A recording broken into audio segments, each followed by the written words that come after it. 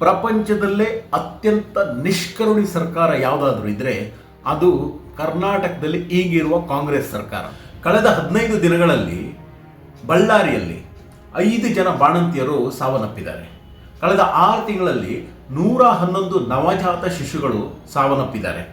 10 ತಿಂಗಳಲ್ಲಿ ಬಳ್ಳಾರಿ ಹಾಗೂ ದಾವಣಗೆರೆಯಲ್ಲಿ ಸುಮಾರು 28 ಬಾಣಂತಿಯರು ಸಾವನ್ನಪ್ಪಿದ್ದಾರೆ.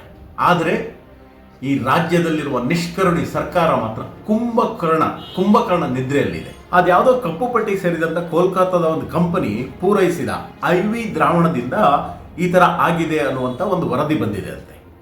ಅಲ್ಲ ನೋಡಿ, ಅದನ್ನ ಬಳಸಬಾರದು ಅಂತ ತಡೆ ಹಿಡಿದ ಮೇಲೂ ಯಾಕೆ ಆ ಒಂದು ದ್ರಾವಣವನ್ನ ಬಳಸೋಕೆ ಅಧಿಕಾರ ಕೊಟ್ಟವರು ಯಾರು?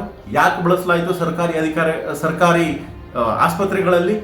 ಹೇಳೋರು ಕೇಳೋರು ಯಾರು ಇಲ್ವಾ? ಮಿನಿಸ್ಟ್ರಿ ಏನ್ ಮಾಡ್ತದೆ? ಮಲ್ಕೊಂಡಿದ್ಯಾ? ಅಧಿಕಾರಿಗಳು ಏನ್ ಮಾಡ್ತಾ ಇದ್ದಾರೆ? ಮಲ್ಕೊಂಡಿದ್ದಾರ? ನಿಮ್ಮ ನಿರ್ಲಕ್ಷ್ಯಕ್ಕೆ ಅಮಾಯಕ ಜೀವಗಳು ಬಲಿತೆತ್ತಿವೆ. ಸ್ವಲ್ಪ ಕರುಣೆ ತೋರಿ, ಸ್ವಲ್ಪ ಕೆಲಸ ಮಾಡಿ, ಜನರಿಗೋಸ್ಕರ ಕೆಲಸ ಮಾಡಿ. ಅದೇನೋ ಹೇಳಿದ್ರಲ್ಲ, 2 ಲಕ್ಷ ರೂಪಾಯಿ ಪರಿಹಾರ ಕೊಡ್ತೀನಂತ. ಏನ್ ಬರುತ್ತೆ ಅದರಲ್ಲಿ? 2 ಲಕ್ಷ ಪರಿಹಾರದಲ್ಲಿ ಜೀವ ಬಂದ್ಬಿಡತ್ತಾ? ಕರ್ನಾಟಕದಲ್ಲಿ 7 ಕೋಟಿ ಜನ ಇದ್ದೀವಿ. ಎಲ್ಲರೂ 1 ರೂಪಾಯಿ ಸರ್ಕಾರಕ್ಕೆ ಒಟ್ಟು ಮಾಡಿ ಕಲೆಕ್ಟ್ ಮಾಡಿ ಕೊಡ್ತೀವಿ. 7 ಕೋಟಿ ರೂಪಾಯಿ ಆಗುತ್ತೆ.